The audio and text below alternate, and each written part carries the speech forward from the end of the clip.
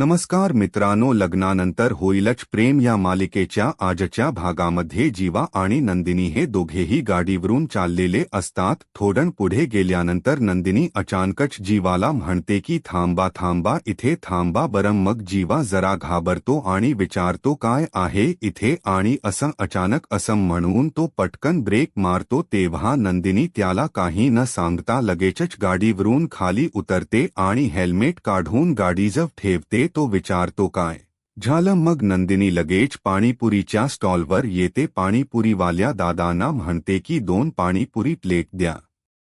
तेव्हा जीवा आता म्हणतोय 2 कुणाला, मला नको आहे, मला नाही आवडत. त्यावेळी नंदिनी विचारते का अहो ही पाणीपुरी आहे खा की. तो म्हणतो नको सांगितलंय ना, आणि माझा तसाही मूड नाहीये. तेव्हा नंदिनी म्हणते अहो मूड चांगला होण्यासाठी पाणीपुरी खातात, तुम्हाला माहिती आहे का. रिसर्च असं सांगतो आपण जर पाणीपुरी खाल्ली ना तर आपल्या ब्रेनमध्ये हॅपी हार्मोन्स निर्माण होतात, क्रिएट होतात. तेव्हा तो आता विचारतो काय नंदिनी रिसर्च सेंटरने हे सिद्ध केलंय का. तेव्हा नंदिनी हसते आणि लगेचच म्हणते हो. त्यावेळी जीवा म्हणतो मला वाटलंच होतं तूच केला असणार हा रिसर्च, काय मोठ्या मोठ्या बाता मारत असतेस ना तू तच नाही. मग नंदिनी म्हणते अरे हे सग मी तुम्हाला कन्व्हिन्स करण्यासाठी करतीये. जीवा म्हणतो कशाला करतीये कन्व्हिन्स, नको करूस, तुला खायचं असेल तर तू खा. तेव्हा नंदिनी म्हणते ठीक आहे दो भैया. तेव्हा ती त्या दादांना सांगत असते अच्छा सुनो, तगडा कम डालना आणि तिखानी तिखट व गोड पाणी आहे ना ते अगदी बरोबरच टाका, अजिबात कमी जास्त करू नका. असं म्हणून ती पुन्हा जीवाला विचारते बघा तुम्हाला खायची आहे का. जीवा म्हणतो नको आहे. त्यावेळी नंदिनी लगेचच पाणीपुरी खाऊ लागते आणि खाता खाता पुन्हा त्याला विचारते हवी आहे का. तो म्हणतो नको सांगितलंय ना मी. ती म्हणते ठीक आहे. असं म्हणून नंदिनी मस्तपैकी पाणीपुरीवर ताव मारत असते आणि जीवा तिच्याकडे पाहतच राहतो. आता ती खात असताना त्याच्याही तोंडाला पाणी सुटतं. नंदिनीने आता पाणीपुरी खाल्ल्यानंतर ती पुन्हा जीवाला पाणीपुरी ऑफर करते, तरीही तो हट्टच करतो की नको आहे. नंदिनीच पाणीपुरी खाऊन मनच भरत नाही, त्यामुळे ती सारखी सारखी आता पाणीपुरी त्या दादांकडून मागत असते. तर जीवा आश्चर्याने तिच्याकडे पाहतच राहतो. दुसरीकडे मंजू वसूकडे आलेली असते. मग वसू म्हणते या नंदिनी आणि काव्यामध्ये ना ही दोघीही फूट पाडणार आहोत, म्हणजे रम्याने आणि मी असं ठरवले बर का, आम्ही काय करायचं आणि कसं करायचं. तेव्हा मंजू विचारते काय रम्याने. मग वसू म्हणते हो अगं आजकाल तीच सग सांगते आणि तीच सग काही ठरवते, मी फक्त आपली हुकुमाची दावेदार. पण खरं सांगू तुला मंजू, कारण आयाना न कधी कधी तच नाही मुलांचे लाड करता करता कुठे थांबायचं असतं. खरं तर आपल्याला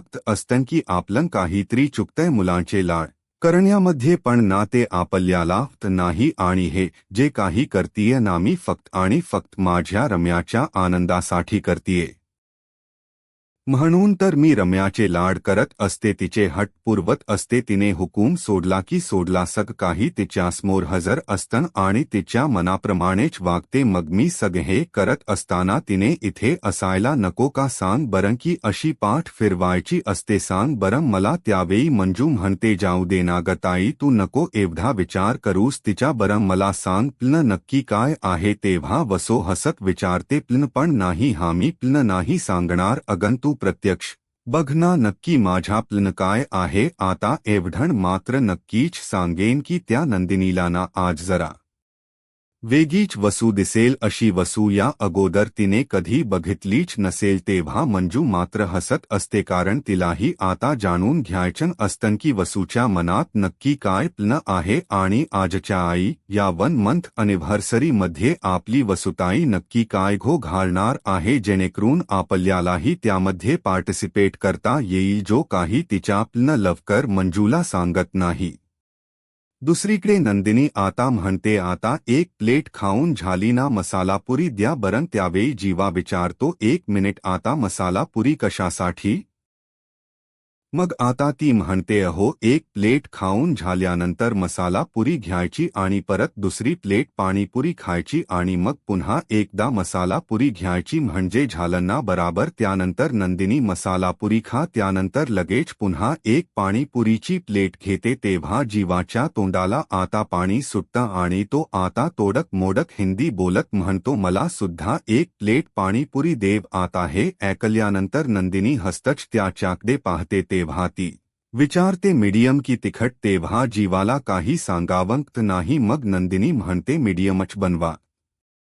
यानंतर ते दोघेही आता मस्त पाणीपुरी खाण्याचा आनंद घेत असतात. तेवढ्यातच नंदिनीला जोराचा ठसका लागतो. तेव्हा जीवा जरा घाबरतो, तिच्या पाठीवर थोडी थाप मारतो आणि म्हणतो, अग वर बघ वर बघ. तेव्हा नंदिनी फक्त डोळे वर करते. तो विचारतो, डोळे काय वर करतीये? अगं वर बघ की, जरा मान वर कर म्हणजे ठसका जाईल. पाणी नाहीये का इथे काका? असं तो विचारतो. नंदिनी म्हणते, आता बरं वाटतंय, जरा ठीक वाटतंय. मग आता जीव म्हणतो, कशाला एवढ्या गपागप पुया खायच्या? हा पाणीपुरीवाला काय कुठे पून चाललाय का? तुलाच देतोय ना तो. मग आता ते पाणीपुरीवाल्या काका लगेचच नंदिनीला पाणीपुरी देतात आणि मग जीवा म्हणतो, आता मला द्या. हा तर तेवढ्यातच तेथे एक कपल पाणीपुरी खाण्यासाठी येतं. तेव्हा ते दोघेही आता एकमेकांकडे पाहतच राहतात. जीवाचन सहजच म्हणून लक्ष त्याच्याकडे जातं. तर आता जो मुलगा असतो ना तो त्या मुलीला प्लंकीस देतो. काव्या ज्या प्रकारे तो प्लंकीस असा अडवते तसाच ती मुलगी सुद्धा तो त्याच्या प्लंकीस अडवते. मग तो आता तसाच घेतो आणि खिशात ठेवतो. मग जीवाला सुद्धा त्याचे सगळे प्रसंग आठवतात की काव्या सुद्धा सेम अशीच करायची. हे प्रसंग आठवल्यानंतर जीवा एकदमच गप्प होतो.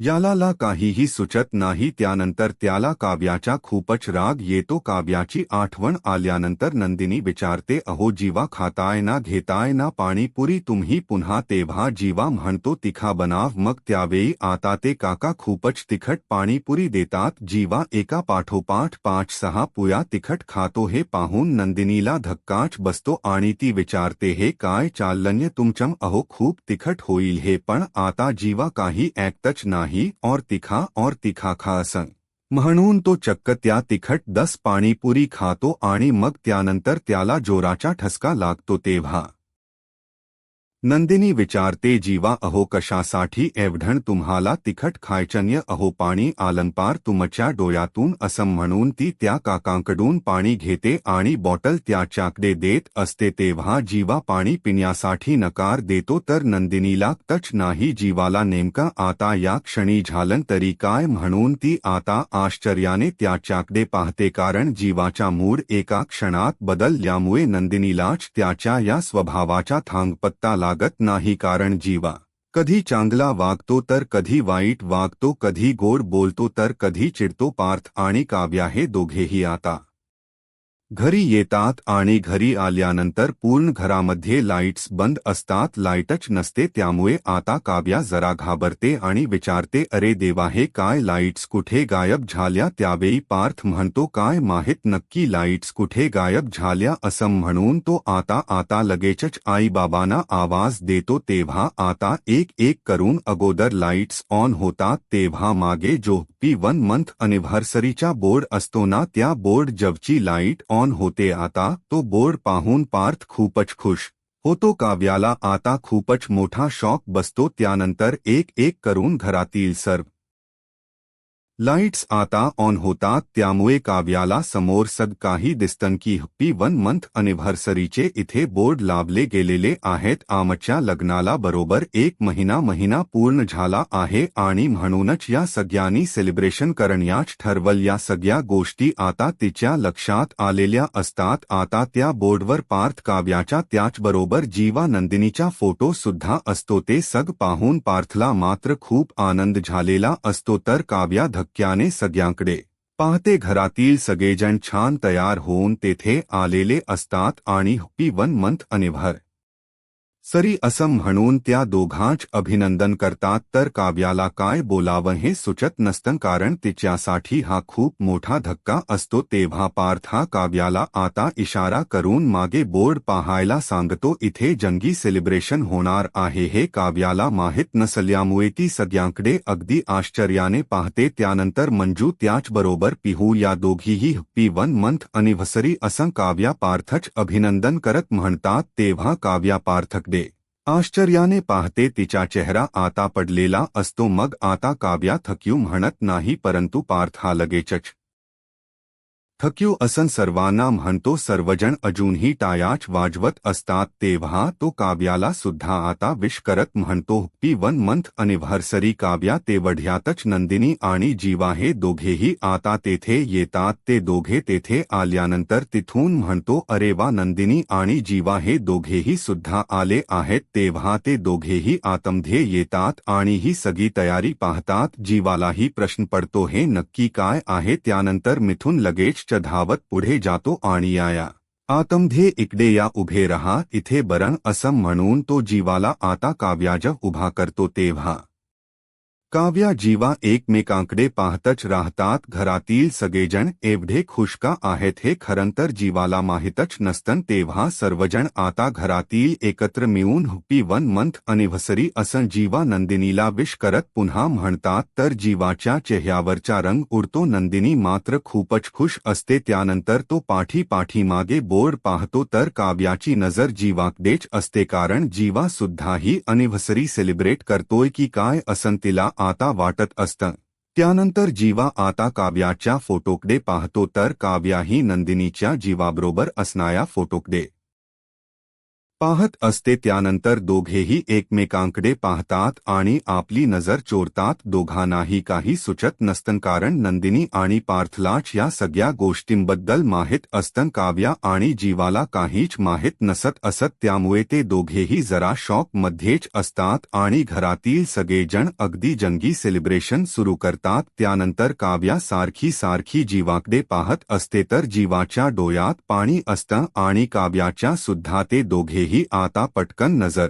चोरतात कारण कुणाला डाऊट येऊ नये यासाठी मग नंदिनी आता हसतच कॉंग्रॅच्युलेशन्स असं जीवाला म्हणते तर काव्या सारखी जीवाकडे पाहत असते कारण तिला खूप राग आलेला असतो की या सगळ्यामध्ये जीवा सुद्धा इन्व्हॉल्व आहे की काय त्यानंतर काव्या आता न राहून विचारतेच हे काय आहे तेव्हा पार्थ म्हणतो आज आपल्या लग्नाला 1 महिना पूर्ण झाला आणि म्हणून तर तुमच्या हातून हा केक मागवलाय आणि स्पेसिफिकली त्याच दुकानातून हेच कारण आहे हे सगळे केक सांडण्यामागे आता पार्थ खरोखर काव्याबरोबर बोलतो त्यामुळे काव्या आता खूपच चिडते आणि पार्थकडे रागात पाहते तेव्हा काव्या पुन्हा एकदा जीवाकडे पाहते तर जीवा सारखीच नजर चोरतो त्यानंतर काव्या विचारते ते काय हो म्हणजे तुम्हाला माहीत होतं का हे तेव्हा पार्थ म्हणतो हो मला माहीत होतं मग आता घरातील सगळेजण काव्याकडे पाहतच राहतात वसूला आणि मंजूला समजतं की काव्या आता मोठा धिंगाणाच करणार त्यामुळे त्या दोघीही एकमेकींना इशारा करतात आणि हसतात तेव्हा वसू म्हणते थक्यू काव्या तुमच्या अॅनिव्हर्सरीचे केक तूच आणले आहेस मग जीवाला खूपच राग येतो आणि तो काव्याकडे पाहतो तर काव्याला आता काय बोलावं सुचत नाही कारण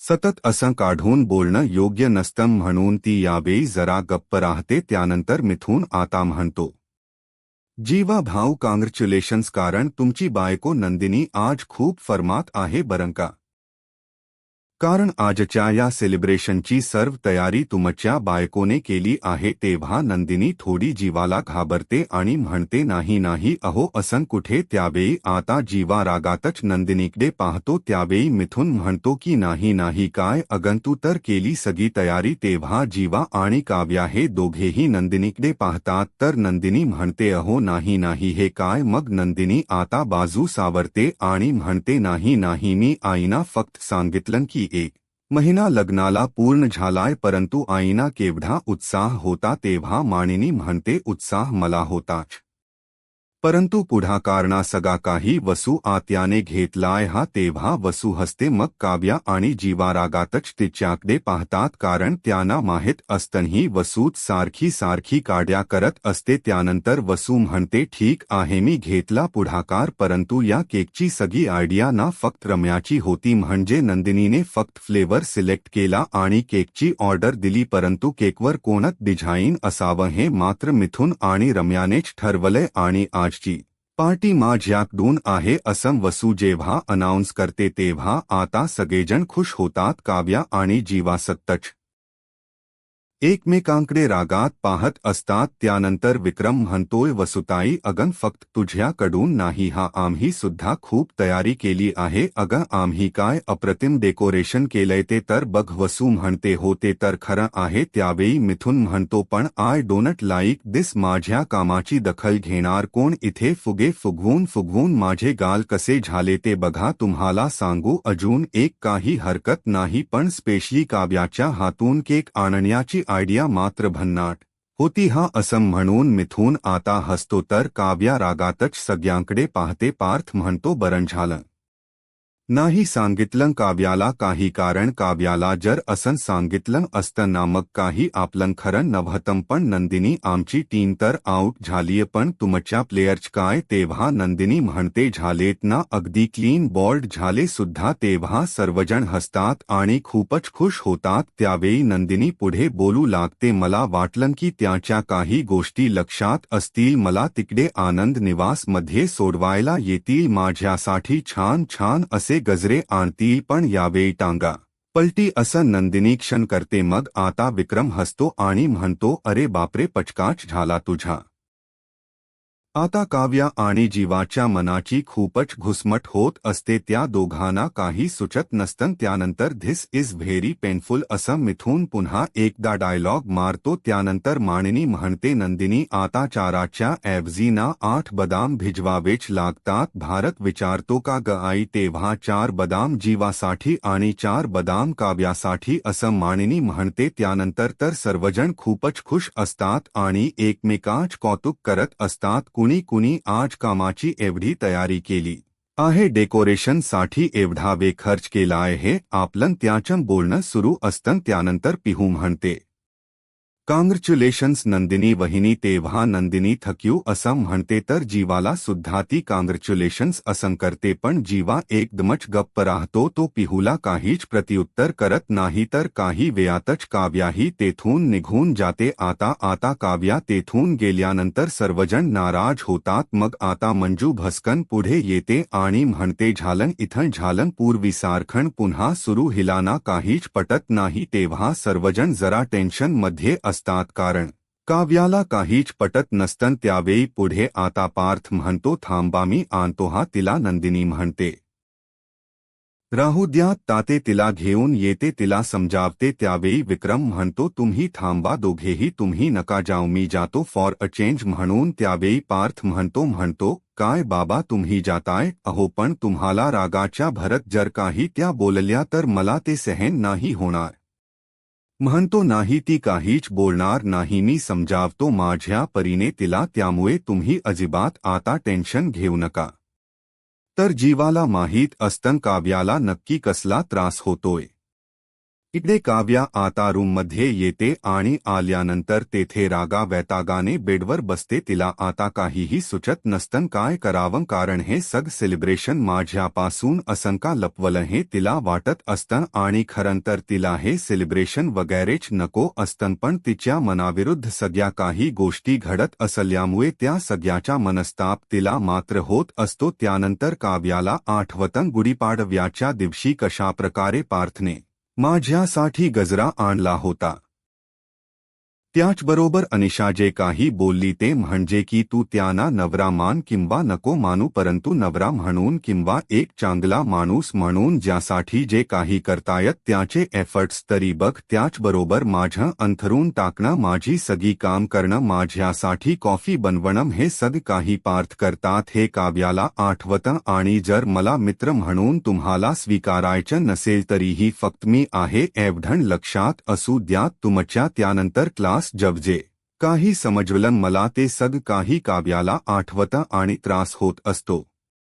मग आता आज आपल्या लग्नाला 1 महिना पूर्ण झाला असं जेव्हा पार्थ म्हणालेला असतो तेव्हा खरंतर काव्याला खूप राग आलेला असतो आणि त्याचाच राग ती आता रूममध्ये येऊन व्यक्त करत असते. मग काव्या रागावैतागाने उठते आणि म्हणते, खूप हसायला येते ना पार्थ तुम्हाला.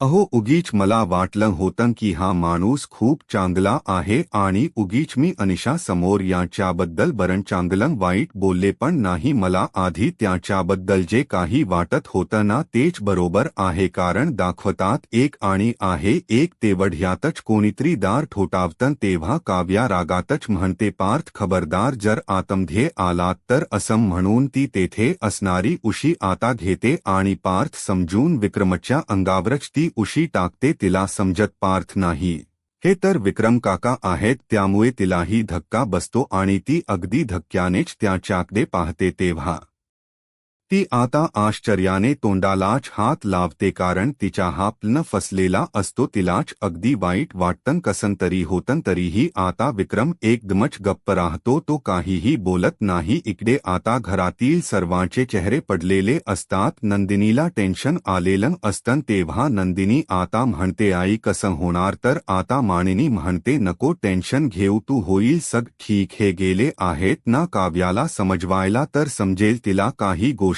आणि येईल ती बाहेर सेलिब्रेशनसाठी. तर जीवा आता त्या बोर्डकडे पाहत असतो. मंजू म्हणते की काय या मुलीचा नुसताच आपला तोरा सारखा सारखा आपलं चिडत राहायचं, काही गोष्टी हसून खेळून घ्यायच्या तर कडू कारलं कुठली. सारखा आपला कडूपणा तिच्या तोंडात आणि चेहऱ्यावर नुसता रागीटपणा असं तडातडती आता बोलत असते. ते मंजू काव्याला खूप बोली याचा राग आता जीवाला येतो, त्यामुळे तो विचारतो काय हसत खेत. मग तो मंजू जव जातो आणि विचारतो, काय आत्या या घरामध्ये खरंच हसत खेत घेण्यासारख्या गोष्टी आहेत का. काही तोंडाला येईल ते बोलते सुगीच असं म्हणून तो चिडतो. तेव्हा सर्वजण आश्चर्याने त्याच्याकडे पाहतात की जीवाला आता अचानक काय झालं असेल. त्यावेळी जीवा असं का बोलतोस रे असं मानिनी आता म्हणते. त्यावेळी तो म्हणतो, 1 मिनिट आई, अगं हसत खेत घेण्यासारख्या गोष्टीच नाहीयेत ह्या. मग मंजूला तो विचारतो, मिथुन काकावर तुझं प्रेम आहे ना. अगं तुझं लव्ह मॅरेज झालंय ना, आणि हे असं असताना जर तुला वेगळ्याच माणसाच्या ग्यात बांधली असती तर मग काय झालं असतं. मग आता तोच मंजूला ज्या विचारतो. हे ऐकून सर्वांना धक्काच बसतो. मग आता तो लिमिट्स क्रॉस करत विचारतो, तूही तेव्हा असंच नाचत नाचत सॉरी हा म्हणजे हसत